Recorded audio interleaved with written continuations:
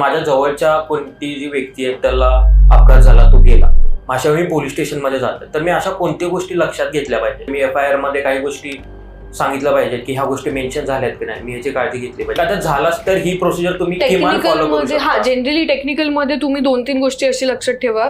जेव्हा ऍक्सिडेंट होतो ना, तर तुम्ही कुठल्या साईडला होते, तुम्ही रॉंग साईडला होते तर तेही तुम्ही पोलिसांना सांगा की तुम्ही रॉंग साईडला होते आणि समोरचा राईट साईडला होता. आणि मग गाडीचा नंबर तर of course we have to note down. Dash cam जर का तुमच्या गाडीला असेल तर खूपच भारी, तर डॅश कॅम तर तुम्हाला द्यायचंच आहे. मग ते that is going to help you in insurance also, insurance आणि कम्पेन्सेशन मध्ये. आता त्यावेळेस तुम्ही एक अजून करू शकता, जर का पॉसिबल असेल तुम्हाला, तर त्या ऍक्सिडेंटच्या वेळेस त्या माणसाला थांबवा आणि त्याचा आय कार्ड निदानचा फोटो तरी घ्या.